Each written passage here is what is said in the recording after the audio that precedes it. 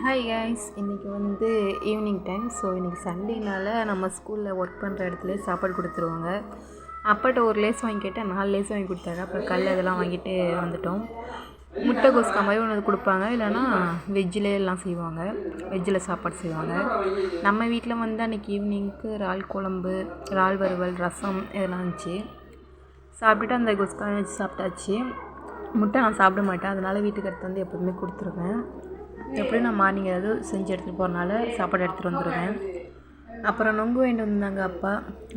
Next day மார்னிங்கே அம்மா மீன் குழம்பு வச்சு மீன் வறுத்து சாப்பாடு எடுத்து கொடுத்துட்டாங்க. அன்றைக்கி ஏதோ மார்னிங்கே விடியக்காலையில் இது ஒரு மீன் வந்துச்சுன்னு சொன்னாங்க. அது நேம் எனக்கு சரியாக தெரில. அப்புறம் நொங்கு வெட்டி அதை சாப்பிட்டுட்டு அப்புறம் ஈவினிங் வரும்போது அப்பா வந்து பேரிச்சங்காய் வாங்கினாங்க. டேட்ஸு இது அடுத்த வீடியோவில் சொல்கிறேன் கண்டிப்பாக பெனிஃபிட்ஸ் என்னென்னு. அப்புறம் ஒரு சின்ன வாக் அப்படியே போகலான்ட்டு கிளம்புனேன். ஒரு ஈவினிங் டைமில் நானும் என் தங்கச்சும்.